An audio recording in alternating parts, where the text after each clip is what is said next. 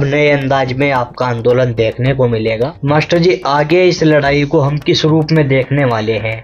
परिवार भी इस लड़ाई में छूट गया।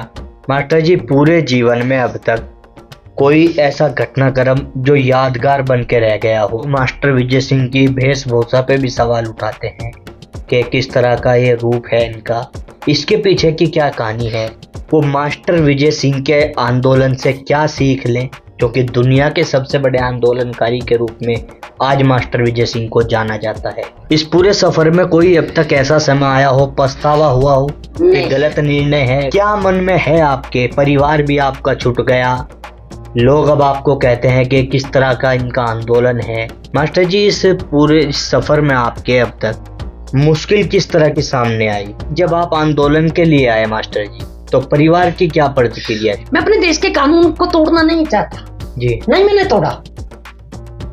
मैं कानून तोड़ने का पक्षधर नहीं हूँ।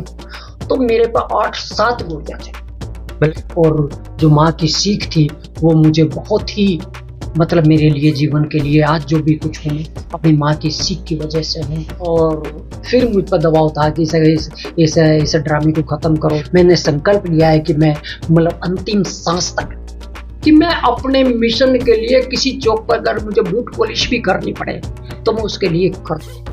तो मुझे कठोर दंड दीजिए, इन हाथों में हथकड़ी पहनाइए, मुझे फांसी दीजिए।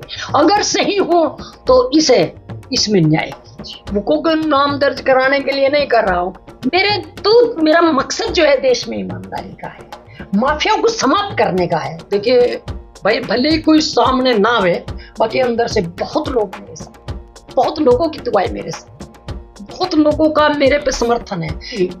तो मैं गिरता पड़ता भागता मैं परली तरफ चला गया। कचहरी में हुआ मेरे पे हमला कि जब तक जिंदा है मास्टर विजय सिंह लड़ेगा। तो कहना मेरा ये है कि ऐसी घटनाएं जो है वो हुई और होती रहेंगी। सवाल मेरे कार्यों का है, वो चलता रहेगा, चलता रहेगा, चलता रहेगा। स्वागत है एक बार फिर से सभी दर्शकों का सचनामा इंडिया प्लस न्यूज के स्पेशल प्रोग्राम संघर्ष और सफलता की कहानी में। संघर्ष और सफलता के इस एपिसोड में आज ऐसी शख्सियत हमारे साथ मौजूद हैं चर्चा करने के लिए, जिनके संघर्ष से बहुत सारे लोग सीखते हैं और किस तरह से संघर्ष किया जा सकता है। वो एक जीते जागती मिसाल है। जी हाँ, मैं बात कर रहा हूँ दुनिया के सबसे बड़े आंदोलनकारी मास्टर विजय सिंह की। मास्टर जी, बहुत बहुत स्वागत है आपका। धन्यवाद। मैं सचनामा का आभार व्यक्त करता हूँ और उज्जवल भविष्य की कामना करता हूँ।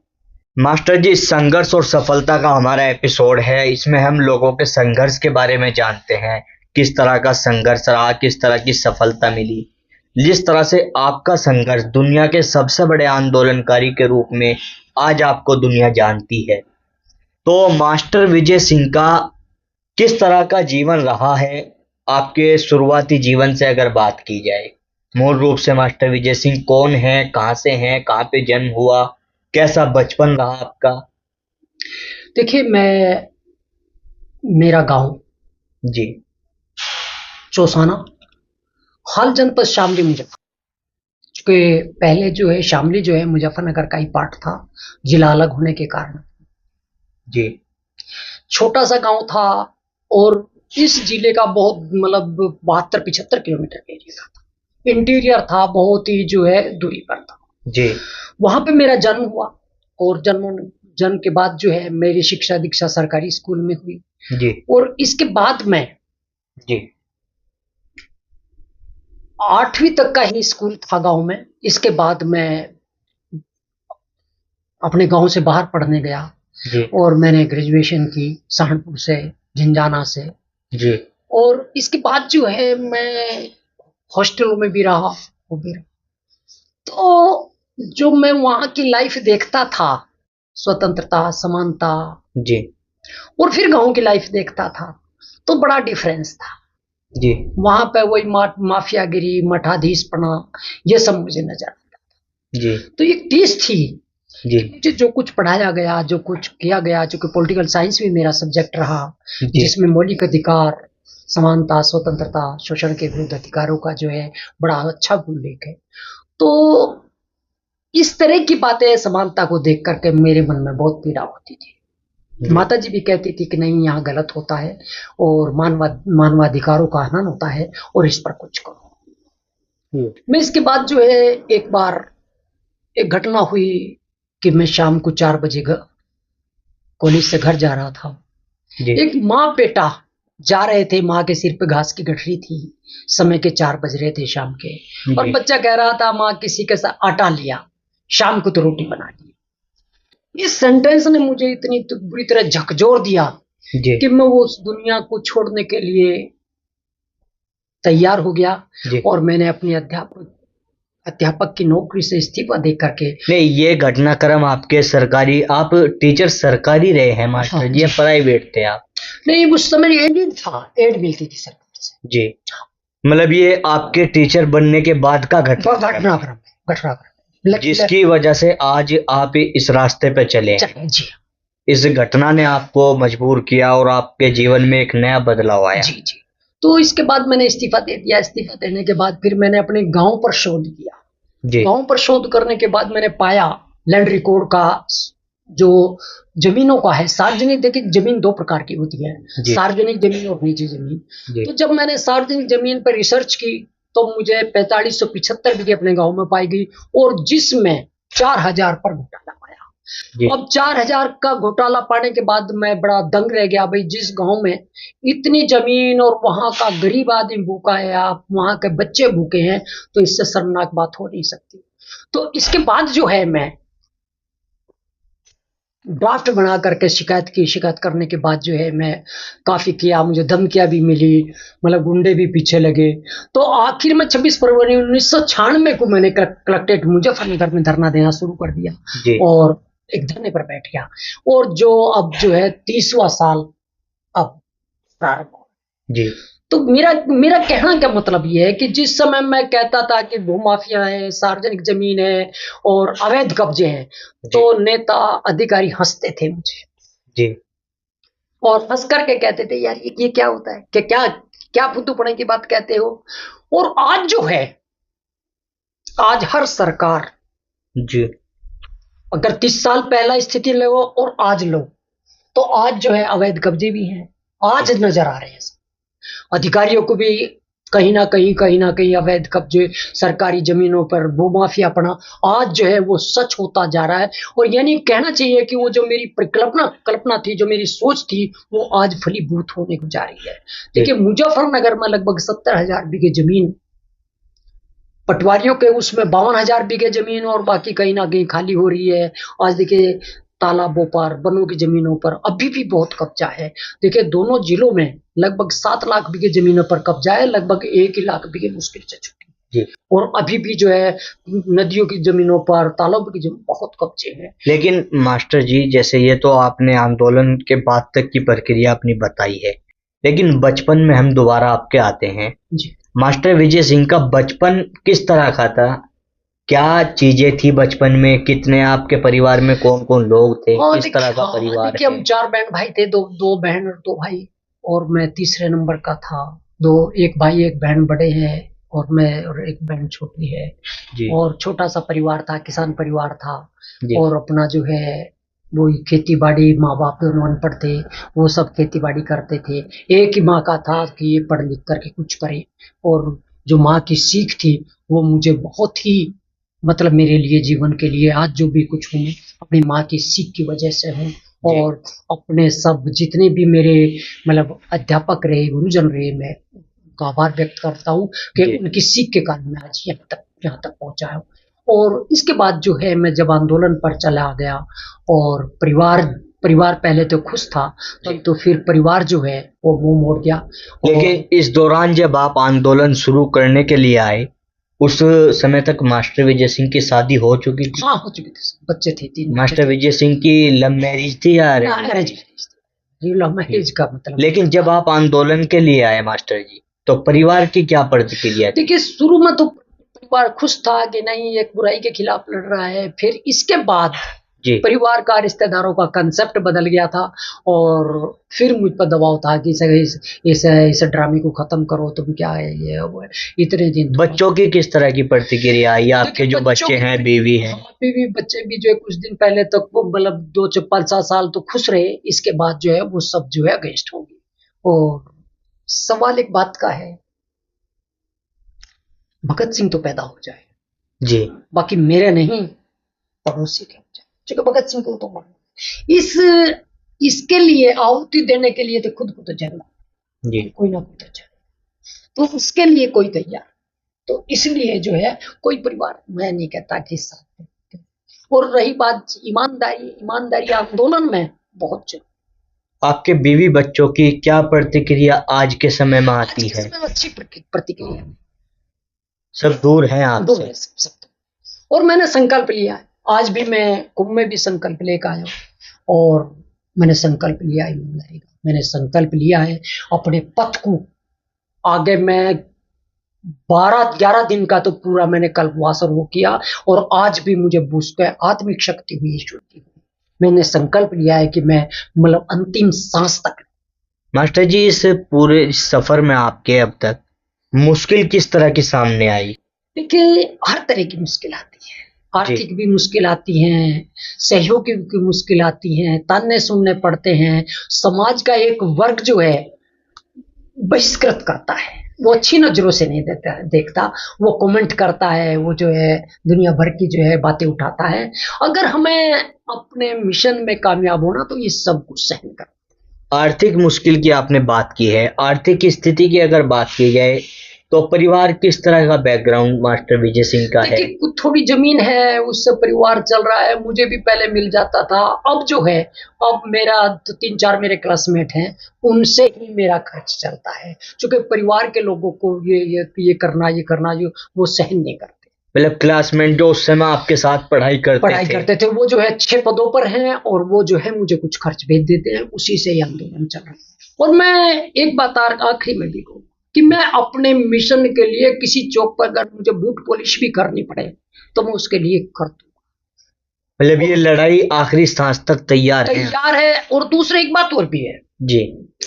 देखिए, आज इसमें अखिलेश जी ने भी कमेटी गठित की है जी, उसमें कुछ नहीं हुआ, पैसे का लेन देन हुआ, वो भी सब हो गया। योगी जी ने जो है भी आदेश किए और जांच हुई, रिपोर्ट आ गई, कोई कार्रवाई नहीं, रिपोर्ट मेरे पास रखी। मतलब विपक्षियों को भूमाफिया घोषित करने का तक के लिए संस्तुति की गई। सवाल आज मोदी जी, योगी जी दोनों सत्ताधीश हैं जी। अगर मैं एक बात कहना चाहता हूं आपके माध्यम से, यदि मैं कहीं कानून की दृष्टि में गलत हूं जी, कानून सम्मत नहीं हो, तो मुझे कठोर दंड दीजिए, इन हाथों में हथकड़ी पहनाइए, मुझे फांसी दीजिए। अगर सही हो तो इसमें न्याय कीजिए।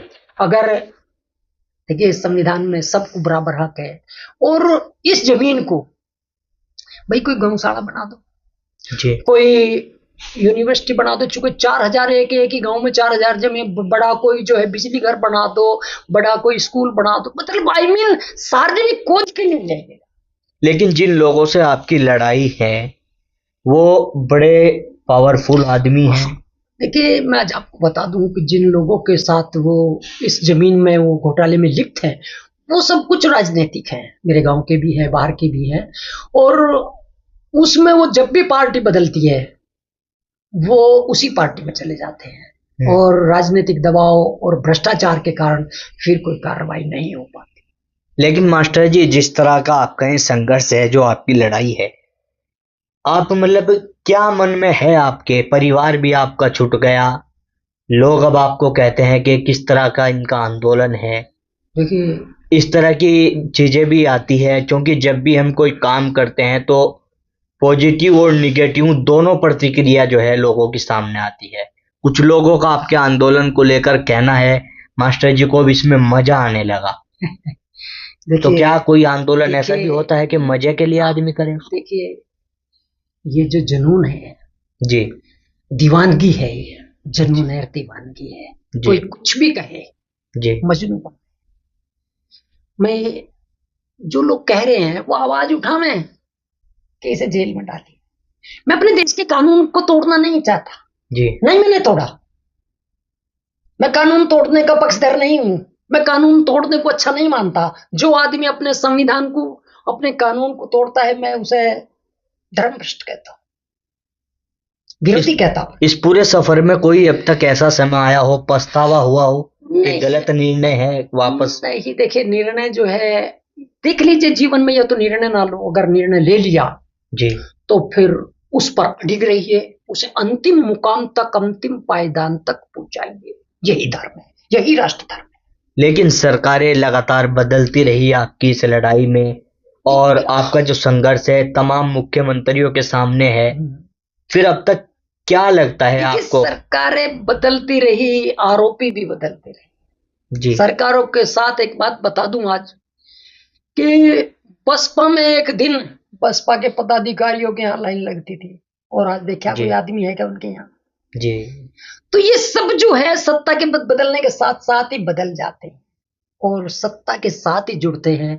कल सपा का दौर था, आज भाजपा का दौर है, कल किसका होगा?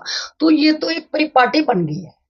और जो भी करप्ट आदमी होगा जी, जिसमें गलतियां करी, कानून तोड़ रखा है, वो हमेशा कानून का सहारा लेकर बचना चाहता है, सत्ता का सहारा लेता है, वो सत्ता में शामिल हो जाता है। और सत्ता में शामिल होने के बाद जो है, फिर चूंकि सत्ता ही का मतलब जो है कार्रवाई कराती है, और जब सत्ता में आ गए तो फिर वो बराबर में बैठ जाते हैं, तो फिर कार्रवाई करते। अभी भी मास्टर जी बहुत सारे आंदोलनकारी हैं, वो मास्टर विजय सिंह के आंदोलन से क्या सीख लें, क्योंकि दुनिया के सबसे बड़े आंदोलनकारी के रूप में आज मास्टर विजय सिंह को जाना जाता है? देखिए, अगर हमने कोई आंदोलन कर रहे हैं, अपनी कोई बात उठाई है जी, तो उसे अंतिम रूप दें, उसे अंतिम रूप दें, उसे अपने रिजल्ट तक पहुंचाएं, मेरा ये कहना है।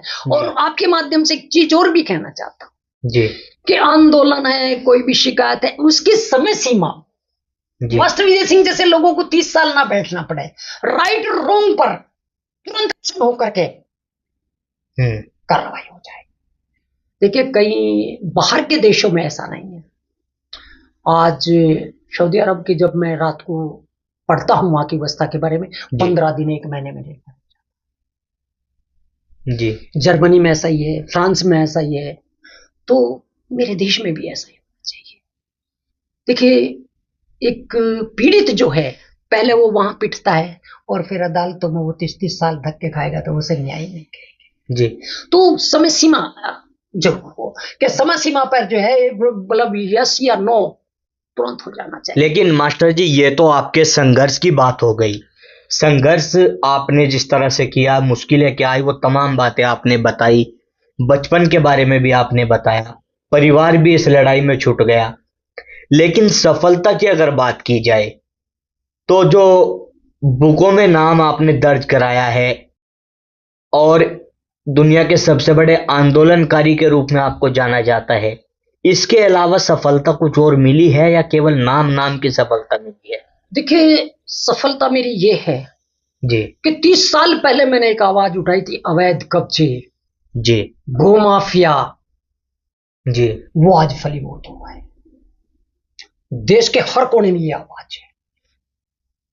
30 साल पहले नहीं कोई जानता था कि अवैध कब्जे क्या होते हैं, भूमाफिया क्या होता है, सार्वजनिक जमीन क्या होती है, ये इसके डिफरेंस का ही पता नहीं था जी। आज जो वो आवाज है, वो आवाज मेरी ये जगह की आवाज है, और इसमें निश्चित रूप से जी भविष्य में ये एक बहुत बड़ी आवाज बनी। भाई, सबसे बड़ा घोटाला ही जमीन का घोटाला है। अब 50 गज 100 गज जो ही 8-8 10-10 लाख रुपए की है, तो आप मानिए कि जहां हजारों बीघे पर कब्जा है, हजारों एकड़ पर कब्जा है, तो वो कितनी कॉस्ट का होगा? ये दुनिया का सबसे बड़ा घोटाला है जी। जमीन का घोटाला सबसे बड़ा। आप किसी गांव के तालाब को देख लीजिए, उसमें से जो है 40-50% सब पर कब्जे हो चुके हैं। पोखर की जमीन है, वन की जमीन है, इस तरह की बहुत जमीनें पहले थी, और वो सब डेड हो चुकी। इस मुजफ्फरनगर में 13-14 तालाबों का जो है पता ही नहीं जी। तो कहना मेरा यह है कि ये मेरी सफलता है।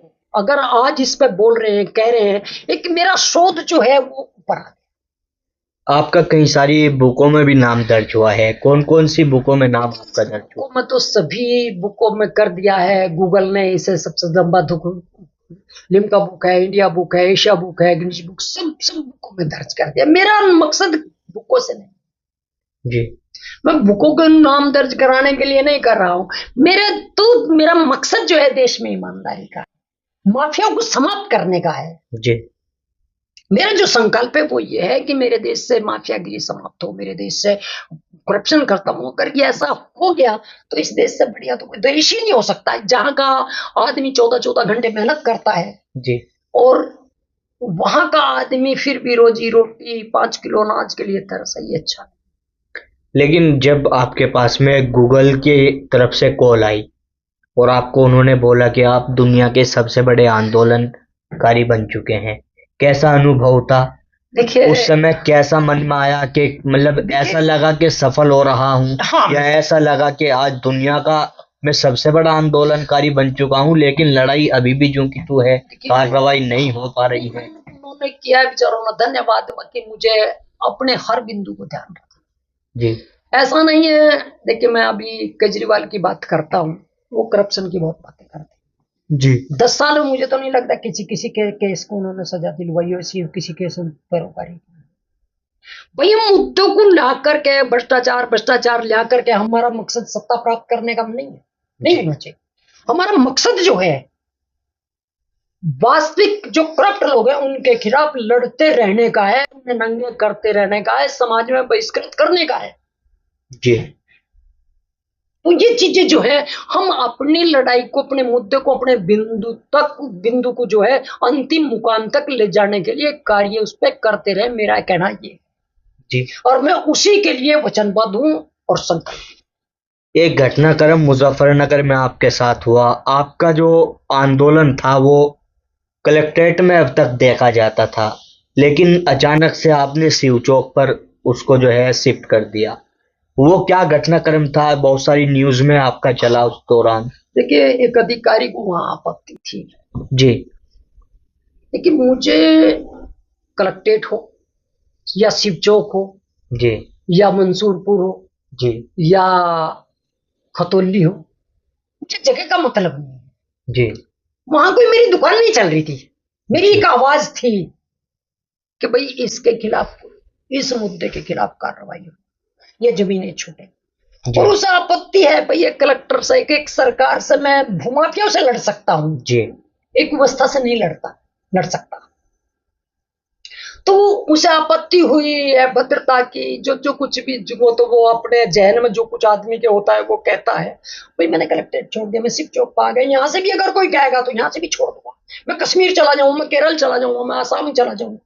लेकिन जब आप शिव चौक पे आए तो उस दौरान हमने भी देखा, न्यूज के माध्यम से भी देखा कि सरकार में मौजूद मंत्री और काफी सामाजिक संगठन के लोग वो एकदम से आपके पास पहुंचे और आपसे बातें, किस तरह की बातें रही? सबका आभार व्यक्त करता हूँ, सभी की संपत्ति है। देखिए भाई भले ही कोई सामने ना आवे, बाकी अंदर से बहुत लोग मेरे साथ, बहुत लोगों की दुआएं मेरे साथ, बहुत लोगों का मेरे पे समर्थन है।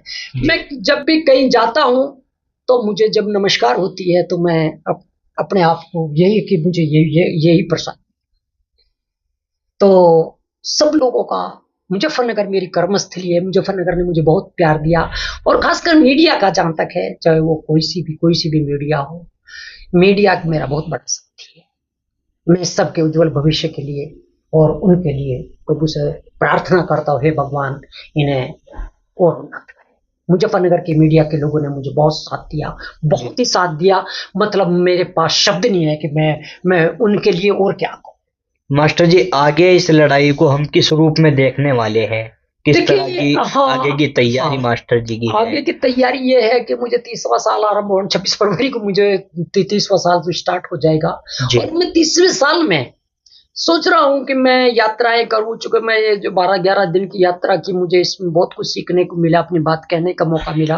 और वो भी है, मैं जगह जगह जाऊंगा और जगह जगह जाकर के धरने रूप में वहीं वहीं रहूंगा, वहीं बैठूंगा, मिलूंगा, अच्छी पर्सनैलिटियों से मिलूंगा, धार्मिक लोगों से मिलूंगा, अच्छे राजनेताओं से मिलूंगा, अच्छे सामाजिक लोगों से मिलूंगा, और इसके लिए मैं अलग जगह हुआ देश भर में भी घूमूंगा।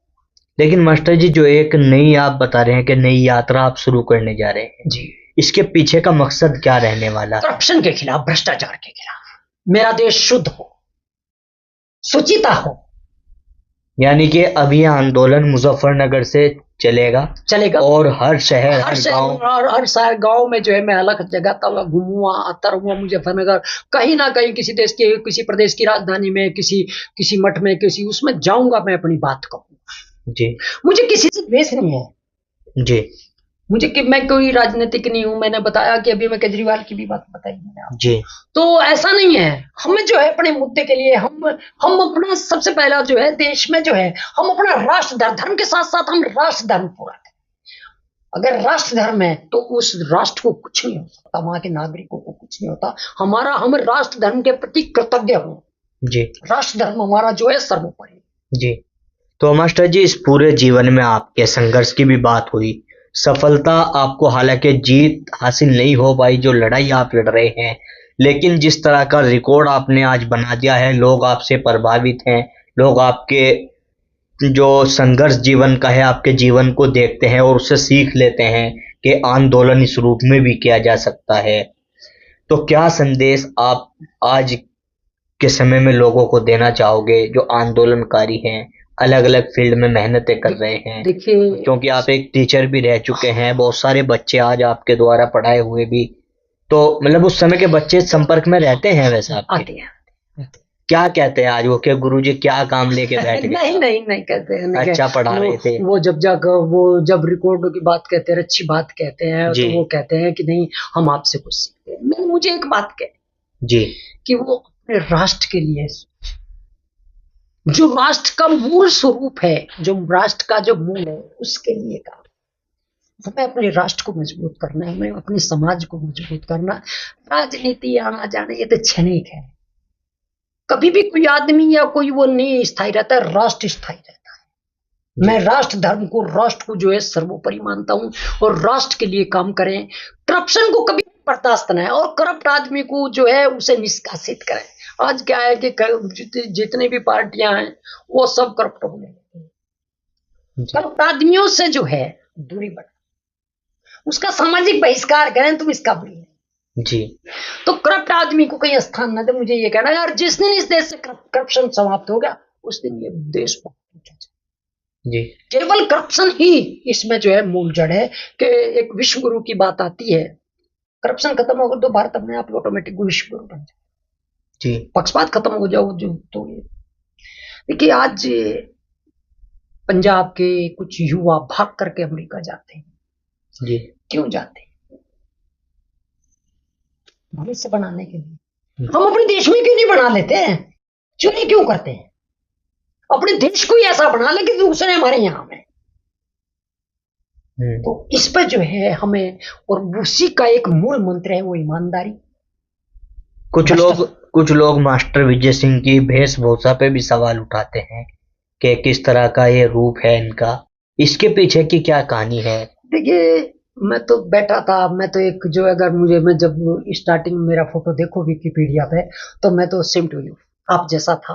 बाकी बैठे जो है वो फिर जो है मतलब कपड़े बार बार पैंट और कुर्ता पजामा, वो जो है फिर कुर्ता पजामा पे हो गया, फिर धोती पे आ गए, और जो है रोज शेविंग करते थे। यार छोड़ो यार, जो है ये सब जो है ये सब होते होते ये सब हो गया ऑटोमेटिक, ये कुछ पता नहीं है, ये अपने आप ही हो गया चल जी।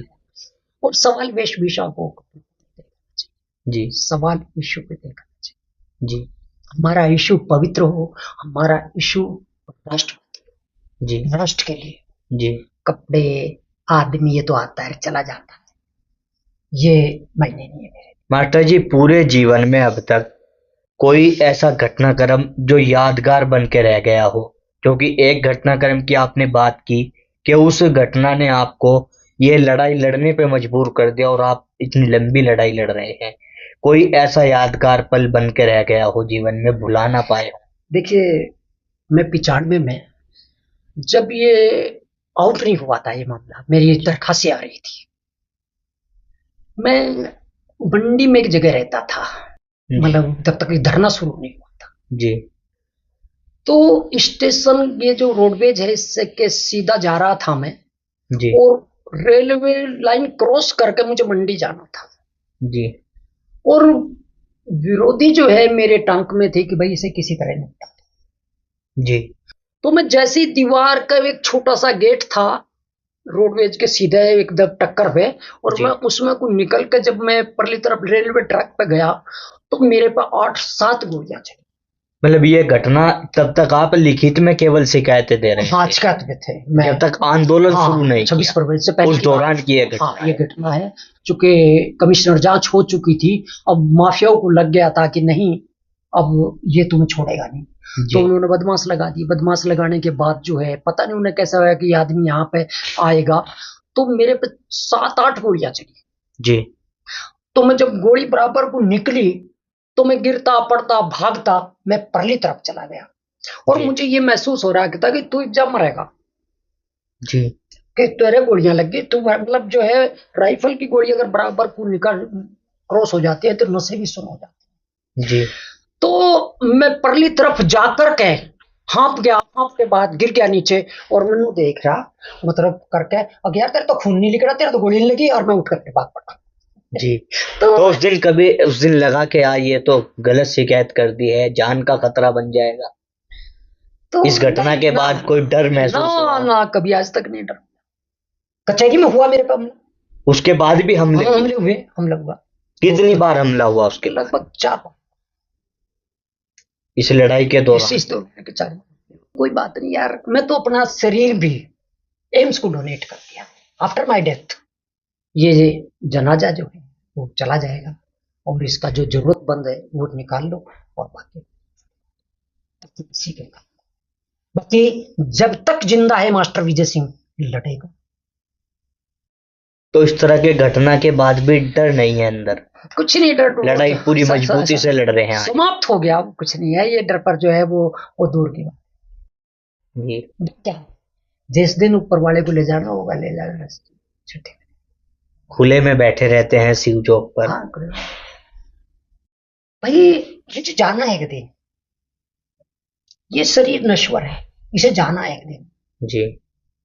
आज चला जा, कल चला जा, छुट्टी। मुझे तो नु कहते कि ये तो एक केल मीणा थे जी। 95 में कलेक्टर, तो मेरी सुरक्षा भी 18-20 साल रही वैसे तो मेरी सुरक्षा हटा दी बीच में एक घटना। मतलब सुरक्षा मिली थी आप? हाँ, सुरक्षा मेरे 17-18 साल चली जी। तो मेरी सुरक्षा हटा दी। मायावती दोबारा मुख्यमंत्री बनी थी जी। अब सुरक्षा हटा दी तो कई मंजर हुए थे, तो इसलिए सुरक्षा के लिए भी वो था, तो उसके पास में तेल मीना थे, मैं कलेक्टर के पास गया, अपने कहा जी। मेरी सुरक्षा, तो मैंने बात कही थी कि सुरक्षा चाह रहे हो, कहने लगे मुजफ्फरनगर छोड़ के भाग जाओ नहीं तो तुम्हारा मरना। एक कलेक्टर ने बातें आपको कही? मैं कह रहा कलेक्टर साहब आप कह रहे हैं, कहने कलेक्टर नहीं कह रहा, कलेक्टर नहीं कह सकता, एक केल मीना कह रहा है। देखिए मैं उस अधिकारी की दूरदर्शिता पर सवाल नहीं उठाया, मैंने उसे धन्यवाद दिया कि ये गहराइयों को जान रहा है जी। कि उन्होंने कहा कि जिला छोड़ दीजिए, भाग जाइए, और मैं भूमिगत हुआ। और केल मीना का आज भी मैं बहुत रिगार्ड करता हूं, क्योंकि शासन से अगर सुरक्षा हटे तो खतरे की घंटी है, और कलेक्टर क्या कर सकता है, शासन के आगे कलेक्टर कुछ नहीं होता। तो कहना मेरा ये है कि ऐसी घटनाएं जो है बहुत हुई और होती रहेंगी, सवाल मेरे कर्म का है, वो चलता रहेगा चलता रहेगा चलता रहेगा। लड़ाई हमेशा जारी हुई, अब नए अंदाज में आपका आंदोलन देखने को मिलेगा लेकिन आने वाले समय में। यथाशक्ति है, मैं जेब से बहुत छोटा आदमी जी। और मेरी टूटी हुई गाड़ी है, पेट्रोल कम है, जितना भी पेट्रोल पड़ जा उसी में अपनी गाड़ी को लेके चल देता हूँ और अपने सफर पर मैं जारी रखूंगा। जी। और मैं इसी के साथ आप सब लोगों का आभार व्यक्त करता हूँ जी। और मैं आप सबके उज्जवल भविष्य की कामना करता हूँ। जी, नमस्कार। मास्टर जी, कीमती समय देने के लिए धन्यवाद। जीवन पर आपके चर्चा की है। तो हमारे साथ में दुनिया के सबसे बड़े आंदोलनकारी मास्टर विजय सिंह मौजूद थे। संघर्ष और सफलता के इस एपिसोड में आज मास्टर विजय सिंह के संघर्ष के बारे में भी हमने जाना है और सफलता के बारे में भी जाना है। आने वाले दिनों में एक नए अंदाज में मास्टर विजय सिंह का भी आंदोलन नजर आने वाला है। देखना होगा किस तरह की नई तस्वीरें होंगी, किस तरह की नए बदलाव इस आंदोलन में देखने को मिलते हैं। लेकिन मास्टर विजय सिंह के जीवन से सीख लेनी चाहिए उन आंदोलनकारियों को जो आंदोलन की राह पे इस समय चल रहे हैं। किस तरह से आंदोलन किया जा सकता है, कितना लंबा आंदोलन को चलाया जा सकता है, वो तमाम चीजें मास्टर विजय सिंह के जीवन से सीखने को मिल सकती है और किस मजबूती के साथ किसी भी लड़ाई को लड़ा जा सकता है। तो जल्द हाजिर होंगे अगले एपिसोड में किसी महान हस्ती के साथ। तब तक के लिए रखिए अपना पूरा ध्यान। धन्यवाद।